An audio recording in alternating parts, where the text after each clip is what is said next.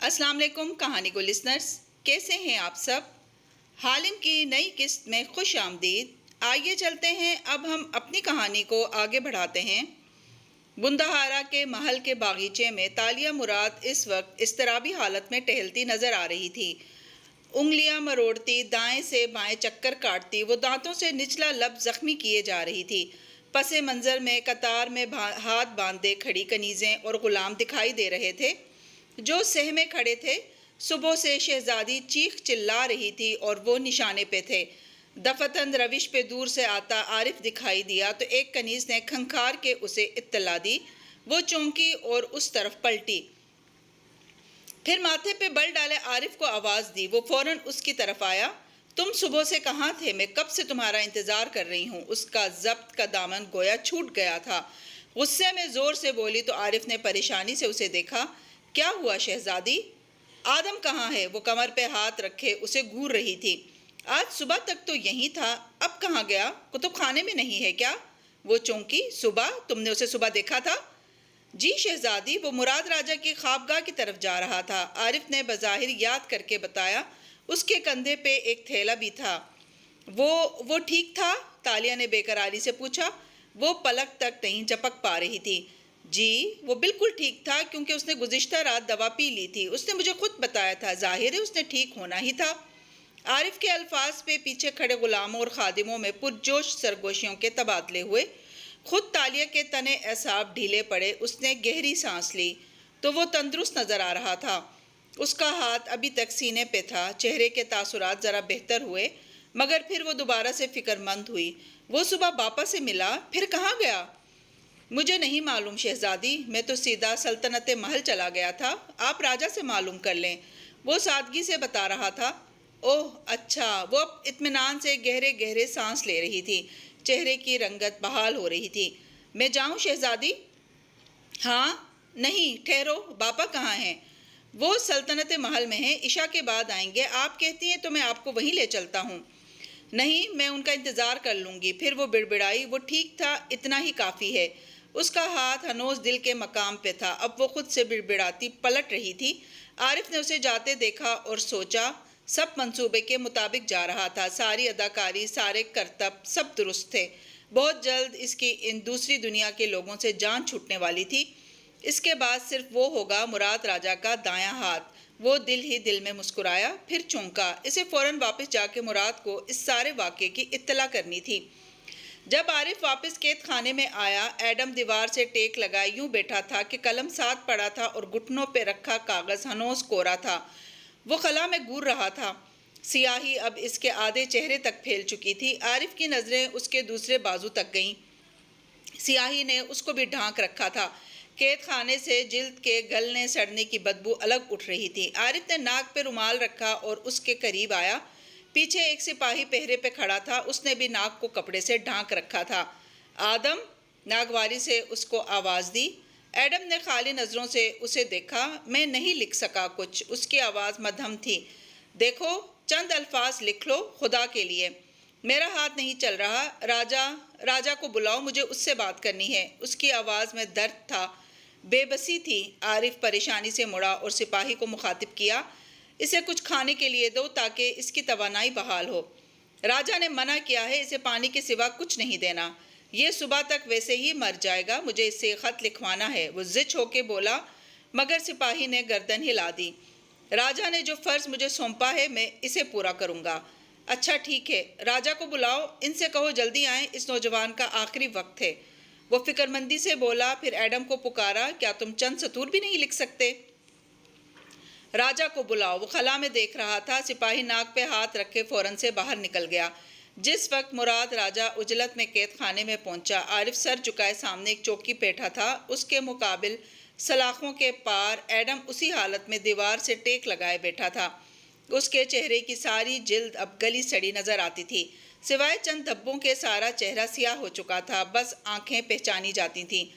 मुराद ने हूँ कहते हुए हाथ नाक पे रखा और बरहम नज़रों से एडम को देखा।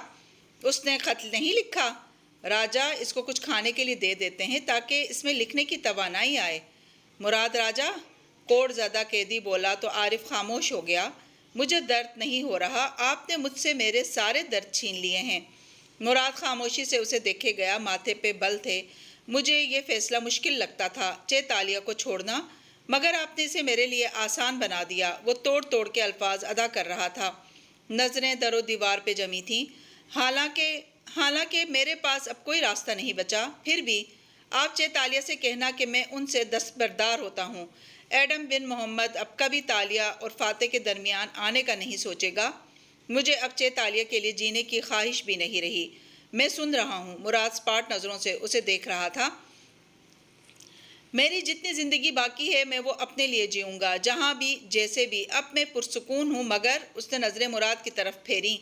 میں ایک عام انسان تھا، مجھے عام موت نہیں چاہیے تھی۔ میں اپنی موت کو آپ کے لیے یادگار بنانا چاہتا ہوں۔ وہ ہلکا سا کھانسا۔ مراد اتنی دور سے اس نیم اندھیر ماحول میں بھی دیکھ سکتا تھا کہ اس کی آنکھوں سے آنسو ٹپک کے سیاہ گلی سڑی جلد کی تہ میں جذب ہو رہے تھے۔ میں آپ کو کہنا چاہتا ہوں کہ آپ اچھے والد نہیں ہیں۔ آپ نے اپنی بیٹی سے ویسی محبت نہیں کی جیسی کرنی چاہیے۔ ماں باپ کا کام ہوتا ہے اپنے بچوں کی حفاظت کرنا، ان کو دوسروں کے شر سے محفوظ رکھنے کے لیے ان کی ڈھال بن جانا۔ آپ کو بس اتنا کرنا تھا، اتنی سازشوں کی ضرورت نہ تھی۔ عارف ناک پہ رومال رکھے خاموشی سے اسے سن رہا تھا۔ مراد کے چہرے پہ البتہ کوئی تاثر نہ تھا۔ آپ کے پاس اب بھی موقع ہے۔ چیتالیہ سے ویسے پیار کر کے دیکھیں جیسے کرنا چاہیے تھا۔ وہ جس کے ساتھ رہنا چاہتی ہیں، جہاں رہنا چاہتی ہیں، ان کو ان کی مرضی کرنے دیں۔ آپ چیتالیہ کو ویسے نہیں جانتے جیسے میں جانتا ہوں۔ ان کو آزاد کر دیں۔ میری جان لے لیں راجا، مگر ان کو آزاد کر دیں۔ پھر وہ خاموش ہو گیا اور گردن راجا کی طرف سے موڑ لی۔ اب مراد اس کا نیم رخ دیکھ سکتا تھا۔ وہ کافی دیر خاموش رہا تو مراد اکتا کے بولا، کہہ چکے؟ ایڈم بن محمد نے جواب نہیں دیا تو مراد نے سر جھٹکا، اس کو کھانا لا دو، شاید یہ چند سطور لکھ دے۔ وہ مڑا اور باہر کی طرف بڑھا۔ دوسرے سپاہی نے قدرے سراسیمگی سے پکارا، راجا یہ زندہ ہے؟ مراد نے اکتا کے کہا، ہاں وہ زندہ ہے، اسے کچھ کھانے کے لیے لا دو۔ وہ باہر نکلا تو عارف بھی پیچھے ہو لیا۔ سیڑھیاں چڑھ کے وہ دونوں اوپر آئے تو مراد راجا فکر مند دکھائی دیتا تھا۔ مجھے اس کی کتاب لا کے دو، میں اس کی لکھائی میں خط لکھنے کی کوشش کرتا ہوں۔ شہزادی تاشا بہت زیرک واقع ہوئی ہیں، وہ پہچان جائیں گی۔ شاید ہمیں خط کی ضرورت نہیں ہے، صرف ایک گواہی کافی ہوگی۔ مراد سوچ رہا تھا جب وہیں سپاہی باغا باغا اوپر آیا۔ راجا راجا، وہ ہانپ رہا تھا۔ وہ جواب نہیں دے رہا، اس کی آنکھیں کھلی ہیں، وہ مر گیا ہے۔ انسانی موت ایسا المیہ ہے جو سخت سے سخت دل کو بھی ایک دفعہ ہلا دیتی ہے، چاہے وہ سخت دل اس کے منتظر ہی کیوں نہ ہو۔ وہ تینوں واپس نیچے دوڑے۔ قید خانہ ویسا ہی تعفن زدہ تھا، مگر اب کوڑ زدہ قیدی دائیں پہلو فرش پہ گرا تھا، جیسے بیٹھے بیٹھے ایک طرف لڑک گیا ہو۔ بدبو پہلے سے کئی گنا بڑھ گئی تھی۔ دیکھو وہ سانس لے رہا ہے، سپاہی ہچکچایا۔ اس زمانے میں عام فہم رویہ یہ تھا کہ کوڑ چھونے سے پھیلتا ہے۔ عارف تیزی سے تعفن زدہ کوٹری کے اندر آیا اور جھک کے اس کی گلی سڑی کلائی چھوئی۔ وہاں نبض کب کی ختم ہو چکی تھی، دل کی دھڑکن اور سانسیں بھی رک چکی تھیں۔ کوڑ زدہ آدمی مر چکا تھا، وہ جا چکا تھا۔ عارف نے مراد کو دیکھا اور افسوس سے سر ہلا دیا۔ اس کی لاش کو سمندر میں بہا دو اور اس راز کو یہیں دفن کر دو۔ اگر یہ بات کسی تیسرے فرد کو معلوم ہوئی تو میں تم دونوں کو مثال عبرت بنا دوں گا۔ سرد آواز میں تنبیہ کی اور آگے بڑھ گیا۔ عارف نے جٹ سر ہلایا اور لاش کی طرف بڑھ گیا۔ اسے ہی اس کوڑ زدہ لاش کو ٹھکانے لگانا تھا۔ جانتا تھا دوسرا سپاہی مدد نہیں کرے گا۔ بندہارا کا محل رات کی تاریکی میں ڈوبا تھا۔ چند کمکمے جل رہے تھے اور دیوار پہ لگی مشعلیں روشن تھیں، جن کے باعث گرد و نواح میں راستہ تھوڑا بہت سجائی دیتا تھا۔ مراد قید خانے سے سلطنت محل چلا گیا تھا اور عشاء کے بعد وہاں سے فاتح کے ہمراہ اپنے محل واپس آ رہا تھا۔ محل کے قریب اس نے سپاہیوں کو آگے بھیج دیا تھا اور خود گھوڑے سے اتر آیا۔ لگام تھامے گھوڑے کے ساتھ چلتے ہوئے وہ کنکھیوں سے فاتح کو دیکھ رہا تھا۔ وہ بھی اس کی تقلید میں گھوڑے کی لگام تھامے پیدل چل رہا تھا۔ سفید کرتے پاجامے میں ملبوس، اپنی مخصوص سیاہ قبا کندھوں پہ ڈالے، وہ سوچ میں گم لگتا تھا۔ وفاداری تمہارے نزدیک کیا ہے وان فاتح؟ اندھیر سڑک پہ چلتے مراد نے اچانک سے سوال پوچھا تو فاتح نے محض آنکھیں اٹھا کے اسے دیکھا۔ آپ کے نزدیک کیا ہے راجا؟ اپنے مفاد پہ کسی دوسرے کو ترجیح دینا، اس کے رازوں کی حفاظت کو مقدم رکھنا اور اس کا غیر مشروط ساتھ دینا۔ اگر وفا صرف یہی ہوتی تو یہ آپ مرسل کے ساتھ نبھا چکے ہیں، وہ سامنے دیکھتے ہوئے کہہ رہا تھا۔ مراد نے چونک کے قدرے دلچسپی سے اسے دیکھا۔ اتنی وفاداری تو سب آپ کے اچھے وقت میں نبھاتے ہیں راجا۔ وفاداری صرف یہ نہیں ہوتی، پھر کیا ہوتی ہے؟ فاتح نے نگاہوں کا زاویہ اس کی طرف موڑا اور سادگی سے کہا، جب راستہ تاریک ہو جائے تو الوداع نہ کہنا بلکہ ساتھ چلتے رہنا۔ وفاداری اندھیروں کے ساتھ کا نام ہے۔ مراد رک گیا تو وہ بھی ٹھہر گیا۔ دونوں اب ایک دوسرے کے آمنے سامنے اندھیر سڑک پہ کھڑے تھے۔ میں کیسے یقین کروں کہ تم میرے ساتھ وفادار ہو فاتح؟ مراد گہری نظروں سے اسے دیکھ رہا تھا۔ کیا میں اب تک خود کو وفادار ثابت نہیں کر سکا؟ بظاہر تو تم نے سب کیا ہے، لیکن ایک امتحان ابھی باقی ہے۔ وہ ٹھہرا۔ بادل آسمان سے ذرا سے سمٹے تو چاند کا چمکتا ہوا کنارہ دکھائی دیا۔ ذرا دیر کو اندھیر سڑک پہ روشنی بکھر گئی۔ میں نے تمہیں برونائی کے ولی عہد کے طور پہ اس لیے متعارف کروایا تھا کیونکہ میں دیکھ چکا تھا تاشا تمہارے بغیر میری دنیا میں کبھی خوش نہیں رہے گی۔ کیا تم اس سے میری دنیا کے رواج کے مطابق شادی کرنا چاہتے ہو؟ ایسی شادی جس کا علم ساری سلطنت کو ہو۔ ایک لمحے کے لیے خاموشی چھا گئی۔ فاتح کے چہرے پہ چھائے سکون میں واضح دراڑ پڑی تھی۔ میں اور تالیہ ایک زمانہ پہلے اس رشتے میں خود کو باندھ چکے ہیں راجا۔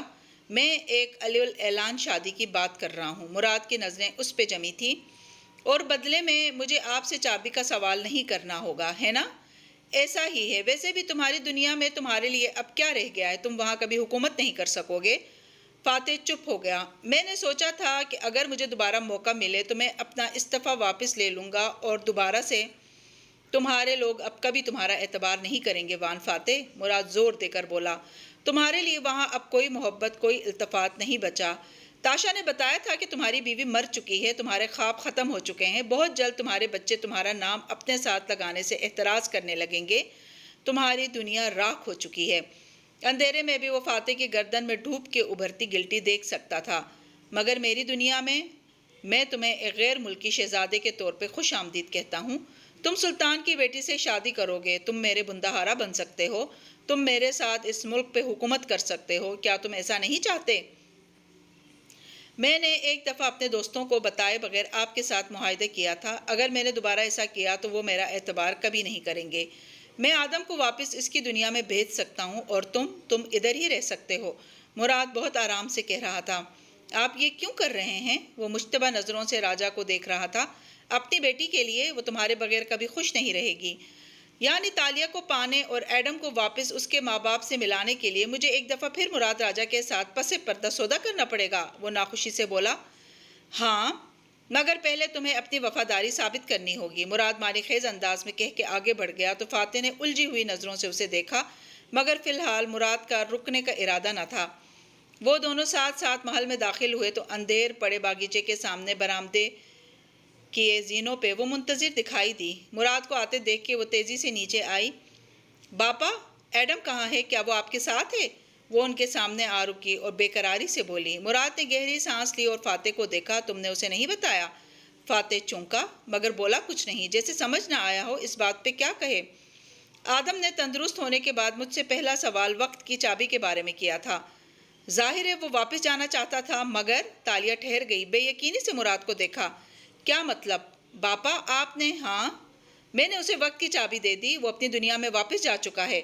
چند لمحے کے لیے اندھیر سیڑھیوں پہ ششدر سا سناٹا چھایا رہا۔ تالیہ اور خود فاتح بھی بے یقینی سے مراد کو دیکھ رہے تھے۔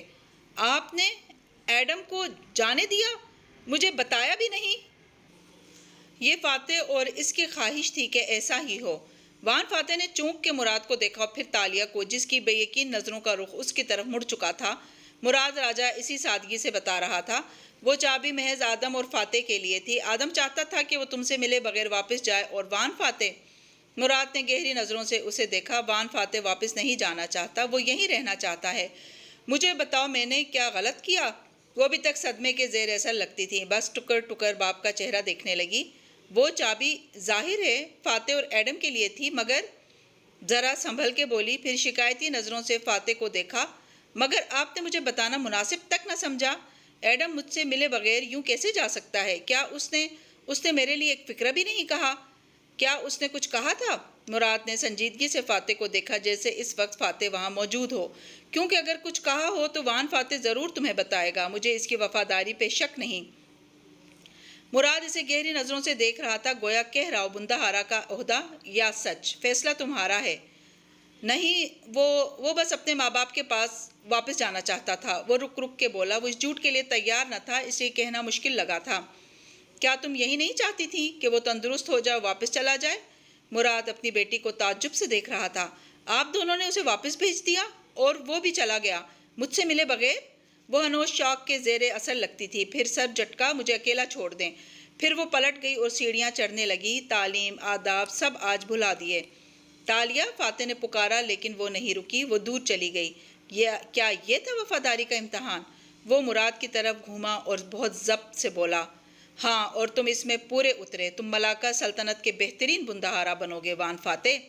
میں نے ابھی ایسا کوئی فیصلہ نہیں کیا، میں تمہاری آنکھیں پڑھ سکتا ہوں۔ مراد نے مسکرا کے اس کے کندھے پہ ہاتھ رکھا۔ تم نے جھوٹ اس لیے بولا کیونکہ تم تخت کھونا نہیں چاہتے تھے۔ آپ نے مجھے اس کی نظروں میں ناقابل اعتبار بنا دیا ہے۔ وہ بولا تو آواز میں دکھ اور بے بسی تھی۔ مراد صرف مسکرا دیا اور آگے بڑھ گیا۔ کیا آپ کو واقعی اپنی بیٹی سے محبت ہے راجا؟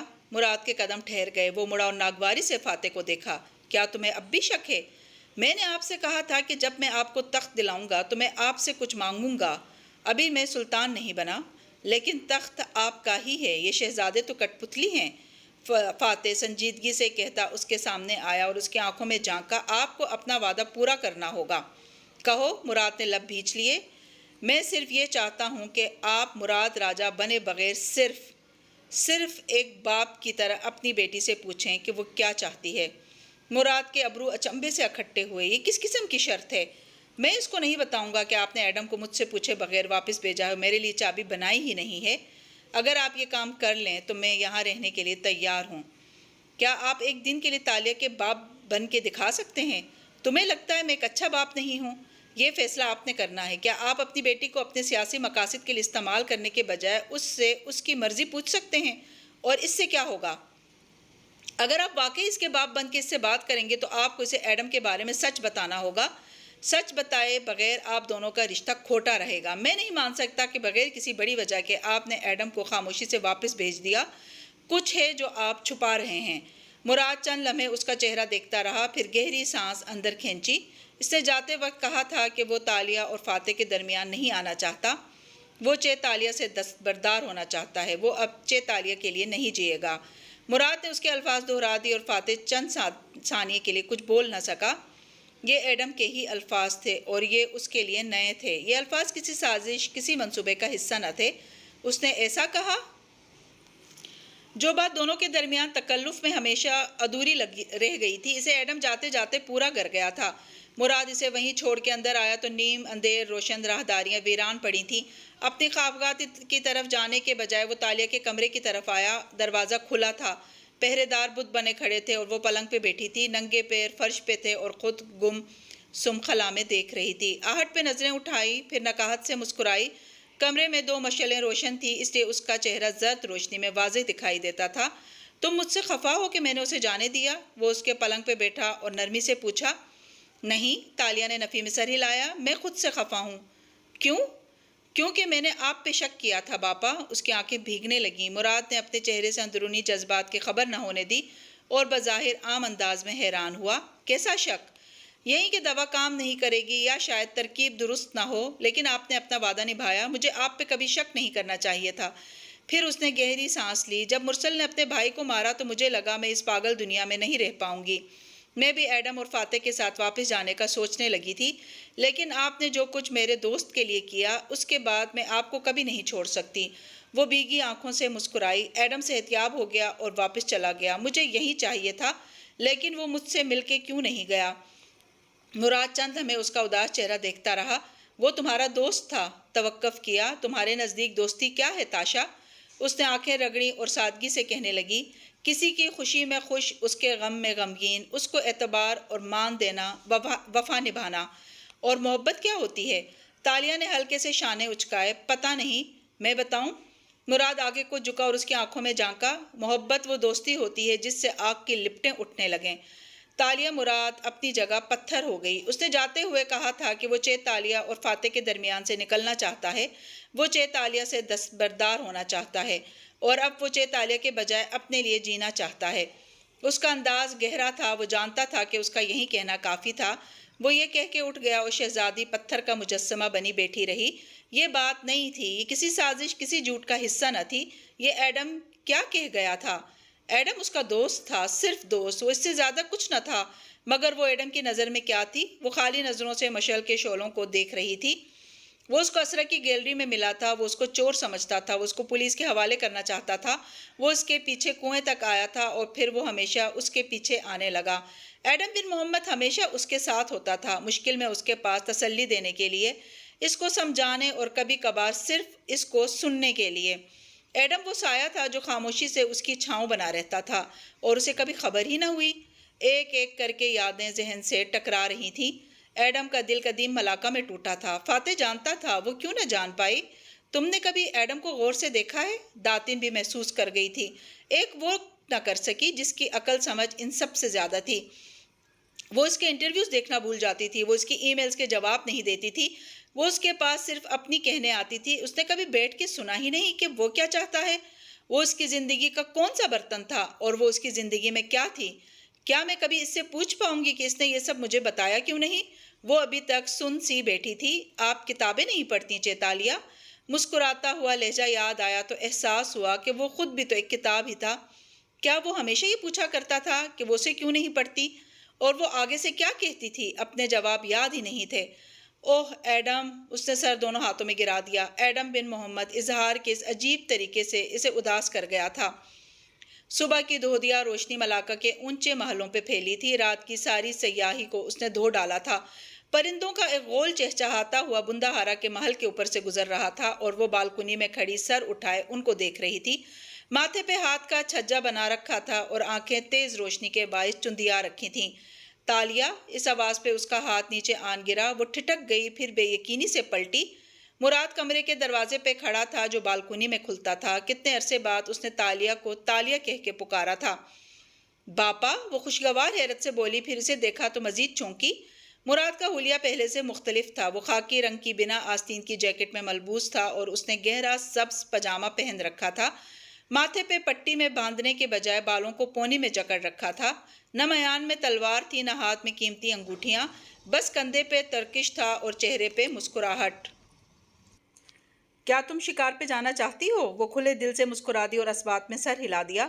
ملاقہ کا جنگل الور سونگھائی کے جنگل سے مختلف تھا جس میں بچپن میں وہ جایا کرتی تھی، مگر شاید سارے جنگل اندر سے ایک جیسے ہوتے ہیں۔ ان میں سارے راستے گم ہو جاتے ہیں اور وہ زندہ ہوتے ہیں۔ وہ دونوں شکار کے لباس میں ملبوس، کندھوں پہ ترکش اٹھائے جنگل میں چلتے جا رہے تھے۔ یہ ایک رین فارسٹ تھا اور اونچے درختوں نے اوپر سبز چھت بنا رکھی تھی۔ بمشکل سورج کی روشنی جنگل کے فرش پہ پہنچ پاتی تھی۔ کیا تم آدم کے لیے فکر مند ہو؟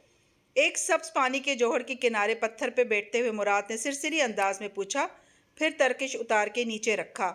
نہیں باپا، وہ اپنی دنیا میں پہنچ جائے، اس سے زیادہ مجھے کیا چاہیے؟ وہ ساتھ بیٹھتے ہوئے بولی، البتہ اس کے انداز میں اداسی تھی۔ مراد نے غور سے اس کا چہرہ دیکھا۔ وہ جوہر کی سطح پہ چمکتے درختوں کا عکس دیکھ رہی تھی۔ میں تمہیں یہاں کسی وجہ سے لایا ہوں۔ تالیہ نے نظریں اٹھا کے اسے دیکھا۔ چھوٹے سیاہ بالوں کو پونی میں باندھے، وہ بھی شکاریوں والے سادہ خاکی کرتے پاجامے میں ملبوس تھی۔ کیا؟ میں چاہتا ہوں تم اپنی زندگی کو کسی کنارے سے لگا لو۔ آدم جا چکا ہے اور فاتح یہاں رہنا چاہتا ہے۔ ہمیں چاہیے کہ ہم اس کو اپنے خاندان کا حصہ بنا لیں۔ تالیہ نے تعجب سے پلکیں جھپکائیں۔ آپ چاہتے ہیں میں وان فاتح سے شادی کر لوں؟ قدرے توقف سے تصحیح کی۔ مطلب ہم اپنی شادی کو ظاہر کر دیں؟ برونائی کے ولی عہد سے شادی برا سودا نہیں ہے، مراد مسکرا کے بولا تو وہ بس اسے دیکھ کے رہ گئی۔ باپا، ان کو اپنی دنیا میں واپس جانا ہے، وہ یہاں نہیں رکنا چاہتے۔ وہ رکنے پہ تیار ہے۔ تالیہ کی آنکھیں مشتبہ انداز میں چھوٹی ہوئیں۔ آپ نے ایک دفعہ پھر ان سے پس پردہ کوئی سودا تو نہیں کر لیا؟ میں نے اس سے پوچھا کہ وہ یہاں رکنا چاہتا ہے تو اس نے رضامندی ظاہر کر دی۔ وہ آدم کے ساتھ واپس نہیں جانا چاہتا تھا، اس میں سودا کیسا؟ مگر میں ایسا نہیں چاہتی، وہ تیزی سے بولی، پھر لب کاٹے۔ مراد نے غور سے اسے دیکھا۔ تم یہاں نہیں رہنا چاہتی؟ میں بس یہ چاہتی ہوں کہ آپ فاتح کو چابی بنا دیں تاکہ وہ چلے جائیں۔ وہاں ان کی زندگی ان کی منتظر ہے، ہم ان سے وہ نہیں چھین سکتے۔ کہیں تم اس کے ساتھ خاموشی سے چلے جانے کا ارادہ تو نہیں رکھتی؟ مراد کا لہجہ خشک ہو گیا۔ زیرک نگاہیں تالیہ پہ جمی تھیں۔ وہ چند لمحے لب کاٹتی رہی، پھر گردن کڑا کے بولی، نہیں، اگر ان کے لیے چابی بنانے کے عوض آپ مجھے یہاں رکھنا چاہتے ہیں تو میں اس کے لیے تیار ہوں، مگر وہ خود یہاں رہنا چاہتا ہے۔ میں اسے ملاکا سلطنت کا بندہارا بنا سکتا ہوں۔ مراد نے شانے اچکایا۔ وہ بالکل ٹھہر کے اسے دیکھنے لگی۔ یعنی آپ دونوں نے واقعی پس پردہ سودا کر لیا ہے؟ آپ نے انہیں تخت کی پیشکش کی اور وہ لالچ میں آ گئے؟ تخت کا لالچ کسے نہیں ہوتا تاشا؟ تالیہ نے ایک نظر اس کے شکاریوں والے حلیے پہ ڈالی۔ اسے تالیہ کہنا، یہ لباس، یہ ترکش، یہ جنگل کا سفر، سب مراد راجہ اپنے نئے سودے کی تکمیل کے لیے کر رہا تھا۔ آپ مجھے یہاں لائے تھے تو مجھے لگا آپ مجھ سے کچھ کہنا چاہتے ہیں، مگر آپ صرف اپنے سیاسی مقاصد کے لیے ایک دفعہ پھر مجھے اور فاتح کو استعمال کرنا چاہ رہے ہیں۔ وہ دکھ سے بولی، کیا تم حکومت نہیں کرنا چاہتی؟ میں کچھ نہیں چاہتی، وہ رکھائی سے کہتی اٹھ کھڑی ہوئی۔ مجھے اکیلا چھوڑ دیں تاشا۔ وہ ساتھ ہی اٹھا۔ آپ نے مجھ سے میرے دو دوست دور کر دیے باپا، ایک کو وقت کے پار بھیج دیا اور دوسرے کو بے اعتبار کر دیا۔ میں فی الحال تنہا رہنا چاہتی ہوں، وہ اکتائے ہوئے انداز میں کہتی ایک طرف کو چلنے لگی۔ ترکش وہیں چھوڑ دیا، سینے پہ بازو لپیٹے اور دور چلتی گئی۔ میں تمہارے بھلے کے لیے کہہ رہا ہوں۔ مراد نے دیکھا وہ تھوڑی دور جا کے زمین پہ بیٹھ گئی تھی۔ وہ مسکرا دیا۔ وہ دونوں ہاتھوں سے مٹی کھود رہی تھی۔ وہ بچپن میں اکثر ایسے کرتی تھی، ناراض ہوتی تو جا کے درختوں کے بیچ زمین پہ بیٹھ جاتی، جوتے اتارتی، مٹی کھودتی اور ایک اونچا محل بناتی۔ وہ آج بھی یہی کر رہی تھی۔ اس کے ہاتھ غصے میں تیز تیز کام کر رہے تھے۔ وہ پھر سے محل بنا رہی تھی۔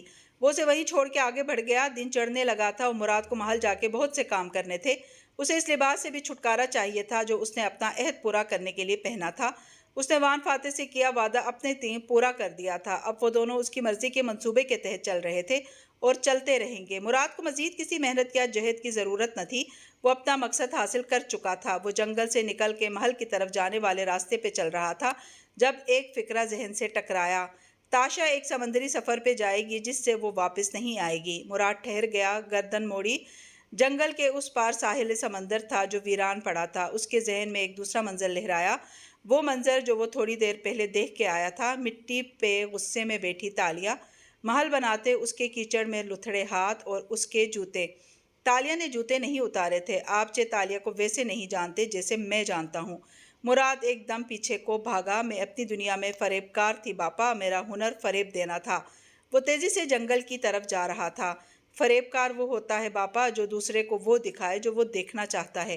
ہر طرف درخت ہی درخت تھے۔ وہ پسینے میں شرابور ان کے درمیان بھاگتا جا رہا تھا۔ مجھے صرف فریب کاری آتی ہے اور جو مجھے کرنا آتا ہے وہ میری جان ہمیشہ بچاتا رہے گا۔ وہ اس مقام تک آیا تو دیکھا مٹی کا محل آدھا بنا ہوا کھڑا ہے اور تالیہ وہاں نہیں ہے۔ مراد نے آنکھیں بند کی، زیر لب کچھ پڑا اور پھر اسے اندازہ ہو گیا کہ اسے کس طرف جانا ہے۔ وہ تیزی سے اس سمت بھاگا۔ چند درختوں کے درمیان ایک خالی قطعہ تھا، وہاں زمین پہ ایک ڈھکن کھلا ہوا پڑا تھا۔ اس کے ساتھ ایک آدمی کھڑا تھیلے میں کچھ ڈال رہا تھا۔ اس کی مراد کی طرف پشت تھی۔ قدموں کی آواز پہ وہ ٹھٹک گیا اور پھر آہستہ سے پلٹا۔ مراد کو دیکھا تو ساکت رہ گیا۔ آدم بن محمد؟ مراد راجہ سرخ پڑتی آنکھوں سے اسے دیکھ رہا تھا۔ ایڈم کے ہاتھ تھیلے پہ رک گئے تھے۔ اس کا منہ ذرا سا کھل گیا، پھر اس نے افسوس سے سر جھٹکا اور اونچی آواز میں بولا، سوری چیتالیہ، لیکن آپ کے ولن باپ کو کون کرنا اتنا آسان نہیں تھا۔ مراد کی نظریں ایڈم کے عقب میں اٹھیں۔ وہاں زمین میں ایک ڈھکن سا کھلا ہوا نظر آ رہا تھا۔ یقیناً نیچے سیڑھیاں تھیں کیونکہ اگلے ہی لمحے زینے چڑھنے کی آواز آئی اور پھر وہ باہر نکلی۔ مراد کو دیکھ کے اس کی رنگت بدلی۔ وہ آہستہ سے باہر نکلی، پھر ان دونوں نے ایک دوسرے کو دیکھا۔ ہم پکڑے گئے ہیں، ایڈم سرگوشی میں بولا۔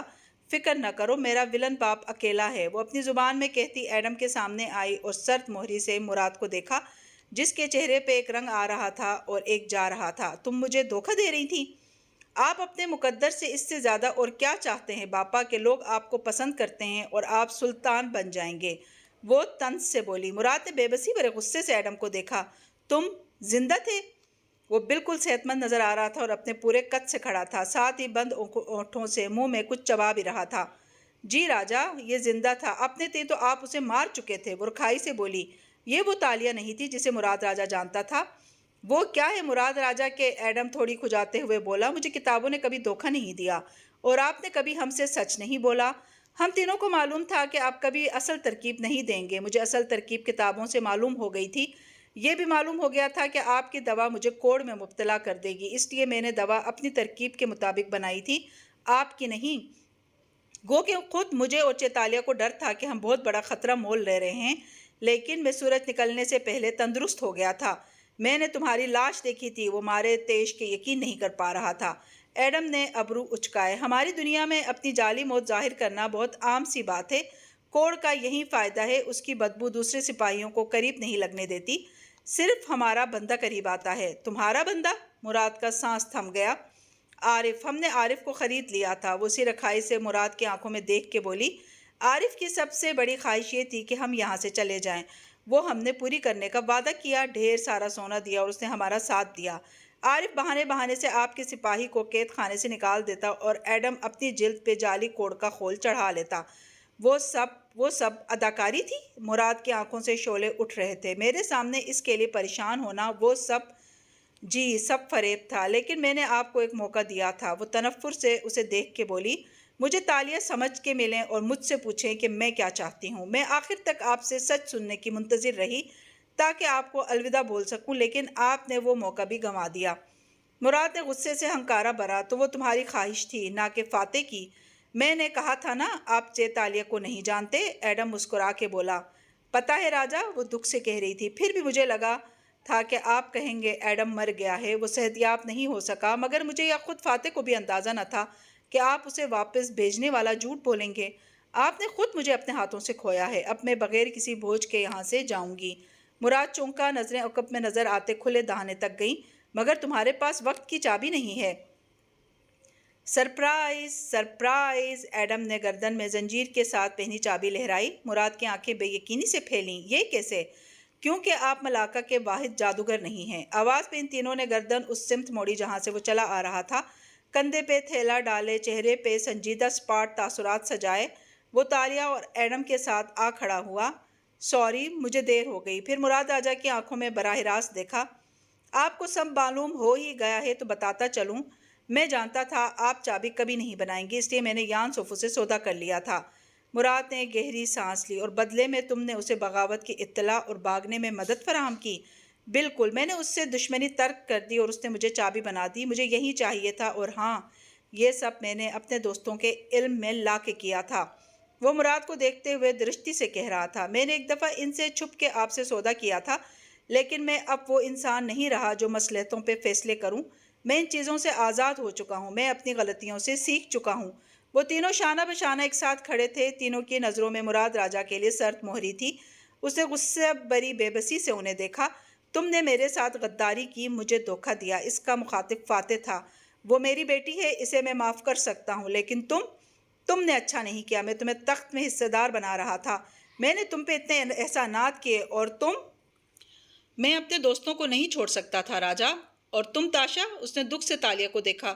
تم میرے پاس آئی تھی اور کہا تھا کہ تم یہاں ہمیشہ کے لیے واپس آ گئی ہو، کیونکہ آپ نے فاتح سے ان کی یادیں چھین لی تھیں۔ آپ نے اس سودے کی وجہ سے کتنے مہینے میری زندگی جہنم بنی رہی، آپ کو اندازہ بھی نہیں ہے۔ میں کوئی شہزادی نہیں ہوں راجہ، یہ میری دنیا نہیں ہے، نہ میرے اور آپ کے درمیان سچائی کا تعلق ہے۔ میں کے ایل کی عام سی تالیہ ہوں، مجھے اب محلوں میں رہنے کی خواہش نہیں رہی۔ پھر اس نے گہری سانس لی اور جنگل میں اپنے سامنے کھڑے اکیلے مراد کو دیکھا۔ میں پچھلی دفعہ گئی تھی تو آپ سے ناراض تھی، اکتائی ہوئی تھی، اس دفعہ ناراض نہیں ہوں۔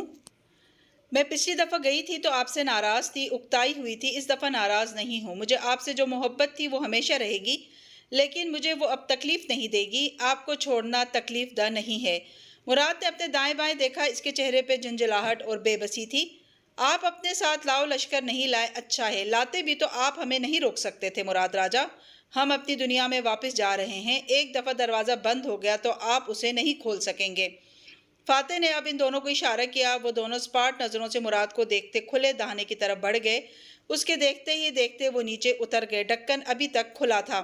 مجھے آپ کے لیے افسوس ہے راجہ، میں جانتا ہوں بیٹی کو کھونے کا دکھ کیا ہوتا ہے، اسی لیے میں نے آپ کو موقع دیا تھا اپنی بیٹی کی نظروں میں سرخرو ہونے کا، لیکن خیر، الوداع مراد راجہ۔ اس نے گردن اٹھا کے آسمان کو دیکھا جو درختوں کے پتوں کے جھروکوں سے بدقت نظر آتا تھا۔ الوداع ملاکہ۔ یہ کہتے ہوئے وہ مڑا اور کھلے دہانے کی طرف بڑھا۔ تبھی اسے احساس ہوا کہ مراد اس کی طرف لپکا ہے، لیکن اس سے پہلے کہ وہ مڑتا، مراد راجہ نے کوئی نوکیلی شے اس کی کمر میں گھونپ دی تھی۔ وقت تھم گیا، درختوں سے پرندے جھپاک سے اڑ گئے۔ فاتح کے منہ سے کرا بھی نہیں نکلی۔ وہ گھٹنوں کے بل زمین پہ بیٹھتا چلا گیا۔ پہلو میں درد کی ناقابل برداشت لہر اٹھی تھی، بصارت دھندلا گئی تھی۔ مراد نے اس کے کان کے قریب سرگوشی کی۔ جاؤ، میں نے تم تینوں کو آزاد کیا اور یہ تمہاری غداری کا بہت چھوٹا بدلہ ہے۔ یہ کہہ کے مراد سیدھا کھڑا ہوا اور تنفر سے اسے دیکھا۔ وہ اپنے پہلو پہ ہاتھ رکھے جھکا ہوا تھا۔ جنگل کی زمین پہ اس کا لہو ٹپکتا دکھائی دے رہا تھا۔ فاتح بہت ضبط سے پہلو پہ ہاتھ رکھے اٹھا۔ وہ شدید تکلیف میں تھا لیکن اس نے کوئی مزاحمت نہیں کی۔ مراد منتظر تھا کہ فاتح اس پہ حملہ آور ہوگا، مگر فاتح نے صرف نفی میں سر ہلایا۔ تم تالیہ کے باپ ہو اور میں تمہارا قاتل نہیں بننا چاہتا۔ ایک نفرت بھری نظر اس پہ ڈال کے وہ دہانے کی طرف بڑھ گیا۔ مراد نے اسے سیڑھیاں اترتے دیکھا، اس کی آنکھیں سرخ پڑ رہی تھیں۔ پھر اس نے ڈھکن بند ہوتے دیکھا۔ وقت کے ان مسافروں کا قصہ تمام ہو چکا تھا۔ وہ اپنی بیٹی کو کھو چکا تھا۔ اس نے قدم موڑ لیے۔ اس کا رخ سلطنت محل کی جانب تھا۔ اپنی کتاب کا آخری صفحہ تحریر کرو ابن ابی بکر۔ کچھ دیر بعد وہ فوارے کے ساتھ کھڑا تھا اور دور افق کو دیکھتے ہوئے کہہ رہا تھا۔ سامنے بیٹھا مورخ جو ہنگامی حکم پہ بلوایا گیا تھا، کبھی حیرت سے راجہ کی بکھری بکھری حالت دیکھتا اور کبھی سر جھکا کے تیز تیز لکھنے لگ جاتا۔ لکھو کہ مراد راجہ نے برونائی کے ولی عہد سے اپنی بیٹی کی شادی کر دی تھی۔ وہ دونوں بحری سفر پہ روانہ ہو گئے، لیکن مذاق مذاق میں شہزادی تاشا نے ایک جادوئی سوئی ولی عہد کو گونپ دی۔ ولی عہد کا خون بہتا گیا۔ وہ زخم کی تاب نہ لا کے مر گیا اور اس غم کے باعث تاشا اس نے خود کو سمندر کی لہروں کے حوالے کر دیا۔ اس کے بعد تاشا کو کسی نے ملاقہ میں نہیں دیکھا۔ وہ اس بحری سفر سے کبھی لوٹ کے نہیں آئی۔ جس وقت مراد جنگل سے باہر جا رہا تھا، وان فاتح پہلو پہ ہاتھ رکھے دھیرے دھیرے نیچے آ رہا تھا۔ تالیہ اور ایڈم نیچے موجود اس قدیم دروازے کے ساتھ کھڑے تھے۔ ایڈم کے ہاتھ میں چابی تھی جس سے وہ تالا کھول رہا تھا۔ تالیہ نے ایک گہری نظر اس پہ ڈالی اور آہستہ سے بولی، تم نے اپنی جعلی موت کے وقت باپا سے جو کہا وہ پلان کا حصہ نہیں تھا۔ تمہاری وہ بات چیتالیہ، اس نے سنجیدگی سے اسے ٹوک دیا، وہ بات ہم وقت کے اس پار کریں گے۔ مگر ایڈم، کیا وہ میں نے کہا نا، ہم وہ بات کیل میں کریں گے۔ وان فاتح، آپ آگے؟ گڈ، میں دروازہ کھول رہا ہوں۔ وہ پہلو پہ ہاتھ رکھے زینے اتر رہا تھا۔ چہرے پہ تکلیف کو ضبط کرنے کے آثار تھے۔ ایڈم جو ساتھ ساتھ تالا کھول کے دروازہ دھکیل رہا تھا وہیں ٹھہر گیا۔ تالیہ نے بھی چونک کے اسے دیکھا۔ فاتح، وہ بے یقینی سے اس کی طرف بڑھی، اس کا بازو تھاما۔ پہلو پہ رکھے اس کے ہاتھ خون سے سرخ ہو رہے تھے۔ تالیہ نے جگہ کو چھوا تو اس کی انگلیاں بھی سرخ خون سے بھیگ گئیں۔ یہ باپا نے کیا ہے؟ اس کی بے یقینی صدمے میں بدلی۔ ان باتوں کا وقت نہیں ہے، تالا کھل چکا ہے، ہمیں واپس جانا ہے، وہ قدرے سختی سے کہہ کے آگے بڑھا۔ آپ زخمی ہیں؟ ایڈم ہکا بکا رہ گیا۔ چلو ایڈم، جلدی کرو۔ وہ تکلیف برداشت کرتا تیزی سے چوکھٹ کی طرف جا رہا تھا۔ ایڈم نے بھی پیچھے قدم بڑھائے۔ جلدی چلو۔ باپا نے یہ کیسے کیا؟ اس کا صدمہ غصے میں بدل رہا تھا، رنگت سرخ پڑنے لگی تھی۔ باپا نے اس آدمی پہ حملہ کیا جو میرے لیے سب کچھ تھا۔ وہ ایک دم مڑی اور زینے پھلانگتی اوپر کو لپکی۔ چیتالیہ، آپ کیا کر رہی ہیں؟ ایڈم کی اکتائی ہوئی آواز سنائی دی۔ ڈھکن ابھی بند نہیں ہوا تھا۔ اس نے پوری قوت سے اسے ہٹایا اور سر باہر نکالا۔ مراد راجہ، وہ غصے سے غرائی، مگر سامنے جنگل کا فرش تنہا تھا۔ مراد دور جاتا دکھائی دے رہا تھا۔ وہ آواز پہ بھی نہیں پلٹا۔ اس کے پیچھے جانا چاہتی تھی۔ وہ اس کا گریبان پکڑ کے اس سے پوچھنا چاہتی تھی کہ اس نے ایسا کیوں کیا، لیکن یہ اس سب کا وقت نہیں تھا۔ اگر دروازہ بند ہو گیا تو وہ یہیں پھنس جائے گی۔ بددقت ضبط کر کے وہ تیزی سے واپس آئی۔ بھاری دروازہ دھیرے دھیرے چوکھٹ کے قریب جا رہا تھا۔ وہ چوکھٹ سے لگنے ہی والا تھا جب تالیہ نے اسے زور سے دھکیلا اور اندر داخل ہوئی۔ اس کے گھستے ہی دروازہ بند ہو گیا۔ اب ہر طرف اندھیرا تھا۔ ایڈم، فاتح، اس نے اندھیرے میں پکارا۔ جواب نہ دارت۔ وہ تیزی سے آگے بڑھی، پیر زینوں سے ٹکرایا۔ وہ اندھیرے میں ٹٹولتی اوپر چڑھنے لگی۔ آخری زینے کے اوپر ڈھکن تھا۔ تالیہ نے اسے کھولا اور باہر نکلی۔ وہ سڑک کے کنارے پہ کسی مین ہول سے باہر نکل رہی تھی۔ چند لمحے کے لیے صحن کو سمجھ نہ آئی کہ وہ کہاں ہے، مگر پھر آہستہ آہستہ اس نے گردن گھمائی۔ وہ جدید ملاقہ کی ایک سڑک تھی۔ دور دور تک دکانیں اور ریسٹوران بنے نظر آ رہے تھے۔ سڑک پہ دو رویہ ٹریفک رواں دواں تھی۔ رات کا وقت تھا اور اسٹریٹ لائٹس جگمگا رہی تھیں۔ سامنے ایک بورڈ نظر آ رہا تھا، جونکر اسٹریٹ، اور آگے مڑنے کا نشان تھا۔ اوہ، یعنی وہ جونکر اسٹریٹ کے قریب تھی۔ جونکر اسٹریٹ وہ جگہ تھی جہاں سے ذوالکفلی کا گھر تھوڑا ہی دور تھا، یعنی وہ درست مقام پہ تھی۔ اسے ذوالکفلی کے تہہ خانے سے نکلنا چاہیے تھا۔ وہ یہاں سے کیوں نکلی؟ وہ کپڑے جھاڑتی اٹھی، ادھر ادھر دیکھا، کوئی اس کی طرف متوجہ نہ تھا، مگر کوئی ارد گرد تھا بھی نہیں۔ ایڈم، فاتح، اس نے زیر لب فکر مندی سے آواز دی۔ وہ دونوں وہاں نہیں تھے۔ پلٹ کے مین ہول کو دیکھا تو وہاں زمین برابر ہو چکی تھی، جیسے وہاں کچھ تھا ہی نہیں۔ یہ کیسے ہو سکتا ہے؟ وہ تینوں ہمیشہ ساتھ جاتے اور ساتھ نکلتے تھے۔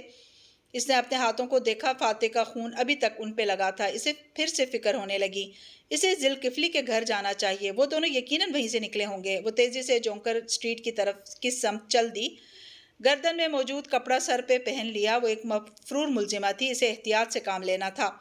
سڑک کے کنارے ایک جگہ اونچی سی LED آویزاں تھی، اس پہ کوئی میچ دکھائی دے رہا تھا۔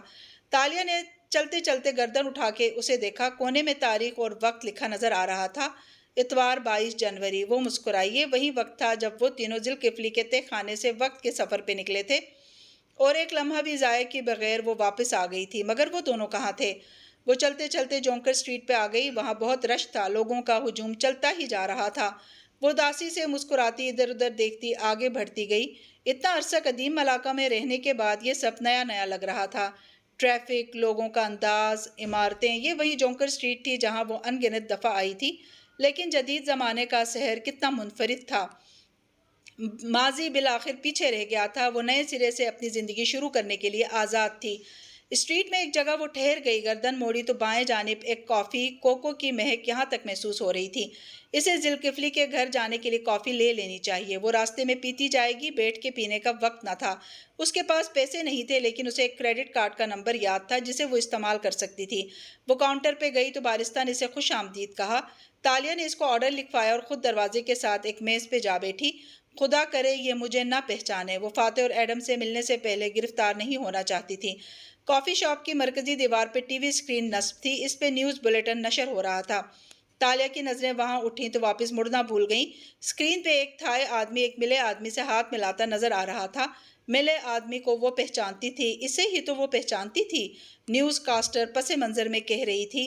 تھائی لینڈ کے بادشاہ کا استقبال کرنے ملیشیا کے وزیر اعظم وان فاتح خود نیچے تک آئے، اور یہ وہ لمحہ تھا جب تالیہ مراد کو احساس ہوا کہ کچھ غلط تھا۔ وہ چند لمحے ٹکر اسکرین پہ نظر آتے فاتح کو دیکھے گئی۔ 3 پیس میں ملبوس مسکراتا ہوا فاتح رامزل مختلف نظر آ رہا تھا۔ پھر اس کی نظریں سست روی سے شاپ کے اطراف میں اٹھیں۔ یہ جگہ مختلف تھی، یہ جگہ اس جونکر اسٹریٹ سے مختلف تھی جو اسے یاد تھی۔ اس نے اشارے سے بارسٹا کو بلایا۔ آج 22 جنوری ہے نا، اتوار کا دن؟ تالیہ نے بے یقینی سے پوچھا۔ بارسٹا نے مسکرا کے اس بات میں سر ہلایا۔ جی آج اتوار ہے، 22 جنوری 22 جنوری 2017، رائٹ؟ بارسٹا کی مسکراہٹ غائب ہوئی، آنکھوں میں اچنبھا در آیا۔ نہیں، یہ 2023 ہے، 2023 ہے۔ اس کے الفاظ نے تالیہ مراد کی سانسیں روک دیں۔ نہیں، یہ 2017 ہے، تم مذاق کر رہے ہو، ہے نا؟ وہ میز پہ زور سے ہاتھ مار کے بولی، اس کے چہرے پہ بے پناہ خوف سمٹ آیا تھا۔ سوری میم، میں سمجھا نہیں، یہ 2023 ہے۔ بارسٹا اسے عجیب الجھی نظروں سے دیکھ رہا تھا۔ تاریخ بہت سے لوگ پوچھتے تھے، لیکن سال کون پوچھتا تھا؟ تالیہ کی آنکھوں میں پانی بھرنے لگا، اس نے بے یقینی سے اسکرین کو دیکھا۔ وہاں ملیشیا کا وزیر اعظم اب تھائی لینڈ کے بادشاہ کے ساتھ عشائیے میں مصروف نظر آتا تھا۔ اس کے دونوں بچے اس کے ہمراہ کھڑے تھے، ٹین ایج سکندر اور جولیانا۔ وہ دونوں بڑے ہو چکے تھے، عمر میں بھی، قد میں بھی۔ 6 سال گزر چکے تھے۔ نہیں، یہ نہیں ہو سکتا۔ اس کی آنکھوں سے زاروں قطار آنسو بہنے لگے۔ بارسٹا حیرت سے اس لڑکی کو دیکھ رہا تھا۔ یہ نہیں ہو سکتا، اس کا دم گھٹنے لگا، آنکھوں کے آگے دھواں چھانے لگا۔ وہ تیزی سے اٹھی، گردن پہ ہاتھ رکھا اور گہرے گہرے سانس لیتی باہر آئی، پھر شاپ کے آگے فٹ پاتھ پہ بیٹھ گئی۔ یہ ممکن نہیں تھا، 6 سال کیسے گزر سکتے تھے؟ وہ وقت میں اسی مقام پہ واپس کیوں نہیں آئی تھی؟ نہیں، یہ جھوٹ تھا، خواب تھا۔ اس نے آنکھیں بند کی، ابھی وہ جاگ جائے گی۔ اس نے آنکھیں کھولی، سب ویسا ہی تھا، وقت نے سارے حساب الٹے کر دیے تھے۔ وہ چند لمحے کے لیے غصے میں مراد کے پیچھے بھاگی تھی۔ جب وہ واپس آئی تو دروازہ چوکھٹ سے لگ چکا تھا۔ اس نے اسے کھول لیا تاکہ اس کا تالا کھل چکا تھا یا جانے کیا بات تھی، لیکن جب اس نے اسے کھولا تو وہاں ایڈم اور فاتح نہیں تھے۔ چند لمحوں کے فرق نے جدید دنیا میں برسوں کا فرق ڈال دیا تھا۔ لوگ جونکر اسٹریٹ پہ گزر رہے تھے، آگے بڑھ رہے تھے، ہنس رہے تھے، بول رہے تھے، اور تالیہ مراد سن سی فٹ پاتھ پہ بیٹھی تھی۔ اگلا 1 گھنٹہ وہ غائب دماغی کی کیفیت میں اسٹریٹ پہ آگے پیچھے پھرتی رہی تھی۔ کبھی کسی بینچ پہ جا بیٹھتی، کبھی کسی دکان کے اندر، کبھی سڑک کے کنارے سر جھکائے چلنے لگتی، کبھی گھنٹہ گھر کے سامنے کھڑی گھڑی کی سوئیوں کو کوسنے لگتی۔ اس کا ذہن بالکل معاف ہو چکا تھا، نہ وہ کچھ سوچ پا رہی تھی، نہ سمجھ پا رہی تھی۔ جب اس کا ذہن بیدار ہونے لگا تو اس نے خود کو کافی شاپ میں بیٹھے پایا۔ جانے کب وہ اندر آئی تھی اور کافی منگوائی تھی۔ بالآخر اس کے حواس کام کرنے لگے تھے۔ وہ تیزی سے اٹھی اور کاؤنٹر تک گئی۔ میں آپ کا کمپیوٹر استعمال کر سکتی ہوں پلیز تھوڑی دیر کے لیے؟ اس کے انداز میں اتنی شدید لجاجت تھی کہ بارستہ نے فوراً سے ایک لیپ ٹاپ اس کی میز پہ رکھ دیا۔ وہ وہاں بیٹھی کچھ دیر اسکرین کو تکتی رہی۔ اسے کیا معلوم کرنا تھا؟ اسے معلوم نہ تھا 22 جنوری 2017 کیا فاتح اور ایڈم 6 سال پہلے اس تاریخ میں جدید دنیا میں واپس پہنچ گئے تھے؟ 22 جنوری کو جو بھی ہوا ہوگا اس کی خبر اگلے روز کے اخبار میں چھپی ہوگی۔ اس نے اپنی خون سے سرخ انگلیوں سے ٹائپ کیا 23 جنوری 2017۔ تالیہ نے اس تاریخ کا آن لائن اخبار کھولا۔ وان فاتح زخمی حالت میں جونکر اسٹریٹ کے کنارے پائے گئے۔ وان فاتح ہسپتال میں داخل، ان کی حالت تشویشناک ہے۔ حملہ آور کا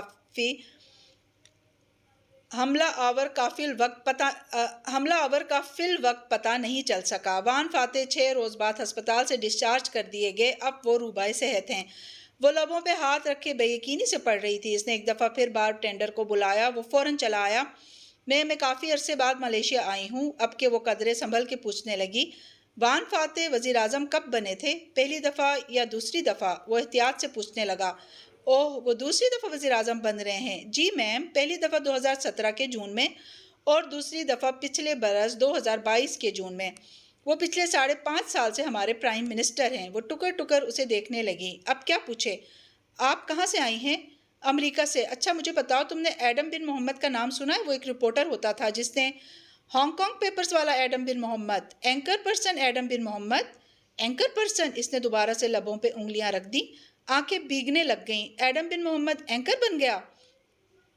جی، وہ ملیشیا کا معروف اینکر ہے۔ بارستہ فخر سے امریکی سیاح کو بتانے لگا۔ اس کی تو 4-5 بیسٹ سیلر کتابیں بھی ہیں اور وہ ایک پرائم ٹائم ٹاک شو کا اینکر پرسن ہے۔ وہ ہانگ کانگ پیپرز کی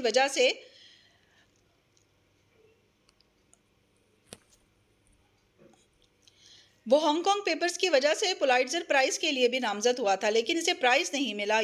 پرائز آخر میں گوروں کو مل جاتا ہے۔ اس پہ ایک زمانے میں قاتلانہ حملے ہوتے تھے۔ وہ تو پرانی بات ہے، اب تو وہ سٹار اینکر ہے، اسے کون کچھ کہہ سکتا ہے؟ خود پرائم منسٹر بھی نہیں۔ آپ کو کچھ اور چاہیے؟ اسے دائیں بائیں گردن ہلائی۔ مجھے اب اور کیا چاہیے ہوگا؟ وہ واپس اسکرین کی طرف متوجہ ہوئی۔ ایڈم کا نام کپ کپاتی انگلیوں سے ٹائپ کیا۔ سوٹ میں ملبوس مسکراتا ہوا ایڈم بن محمد۔ وہ اب سیلیبریٹی رپورٹر سے کہیں آگے بڑھ چکا تھا۔ وہ دنیا گھومنے والا، محلوں میں اٹھنے بیٹھنے والا، ایوارڈز اور انعامات جیتنے والا ایڈم بن محمد تھا۔ اس کا لباس قیمتی تھا، اس کا گھر شاہانہ تھا، اس کی کلاس مختلف ہو چکی تھی، وہ اپنی زندگی میں کامیاب ہو چکا تھا۔ اس نے اسکرین فولڈ کر دی۔ دماغ ایک دفعہ پھر سے معاف ہونے لگا۔ نظریں اوپر ٹی وی اسکرین کی طرف اٹھیں تو وزیر اعظم وان فاتح پھر سے دکھائی دینے لگا۔ اب کی خبر مختلف تھی۔ اگلا بلیٹن تھا، وہ بس ٹکر ٹکر اسے دیکھے گئی۔ وہ پہلے سے زیادہ باوقار لگتا تھا۔ گرے سوٹ میں ملبوس، روسٹرم پہ کھڑا تقریر کر رہا تھا۔ وہیں اعتماد، وہیں بے نیازی، وہیں حکمرانی کا سا انداز۔ تالیہ نے سر میز پہ گرا دیا۔ یہ سب غیر حقیقی تھا۔ اس کا دماغ مزید کچھ قبول کرنے سے انکاری تھا۔ وقت نے اس کو بہت بڑی سزا دی تھی، بلکہ ان تینوں کو ایک دوسرے سے چھین کے ان تینوں کو ادھورا کر دیا تھا۔ ابھی چند لمحے پہلے وہ تالیہ کے ساتھ تھے اور اب سب بدل چکا تھا۔ وہ دونوں بہت آگے نکل چکے تھے اور وہ کہاں تھی؟ اس نے کرنٹ کھا کے سر اٹھایا۔ 1 منٹ، تالیہ مراد کہاں تھی؟ اس نے تیزی سے اسکرین کھولی، پھر جلدی جلدی ٹائپ کرنے لگی۔ تالیہ بنت مراد۔ خبریں سامنے آنے لگی، ایک کے بعد ایک صفحہ کھلنے لگا۔ 2017 کے آغاز میں اسرا محمود کے قتل کے بعد روپوش ہونے والی مفرور ملزمہ تالیہ مراد ابھی تک نہیں ملی تھی۔ غالباً وہ ملک سے بھاگ چکی تھی اور گمنامی کی زندگی گزار رہی تھی۔ اسرا محمود کے قتل کا کیس ابھی تک بند نہیں ہوا تھا۔ وہ فائل پولیس ڈپارٹمنٹ میں کھلی تھی اور اشر محمود نے ہر طرح سے زور لگا کے اس کو کھلا رہنے دیا تھا۔ تالیہ مراد آج بھی ایک مفرور ملزمہ تھی۔ ایک بات وہ جانتی تھی، ملیشیا کے قانون میں کرمنل کیس کا کوئی اسٹیچو آف لیمیٹیشن، قانون میعاد سماعت نہ تھا۔ اس قانون کے تحت ایک مقررہ مدت گزرنے کے بعد اگر مجرم پکڑا نہ جائے تو کیس بند ہو جاتا ہے اور مجرم بعد میں آ جائے تب بھی اس پہ مقدمہ نہیں چلتا۔ مگر ملیشیا میں قتل کے کیس پہ کوئی قانون میعاد سماعت لاگو نہیں ہوتا تھا۔ اگر مجرم 6 برس بعد بھی آئے تو وہ مجرم ہی ہوگا۔ تالیہ کی زندگی کے دونوں ستون آگے بڑھ چکے تھے۔ وہ دونوں اپنے اپنے خواب پا چکے تھے، مگر 6 سال گزرنے کے بعد بھی تالیہ مراد ایک مفرور ملزمہ تھی اور پولیس آج بھی اس کی تلاش میں تھی۔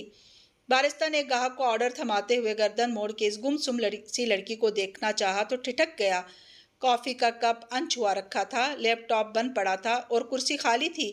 اسے علم بھی نہ ہوا وہ لڑکی جانے کب وہاں سے نکلی اور جونکر اسٹریٹ کے ہجوم میں گم ہو گئی۔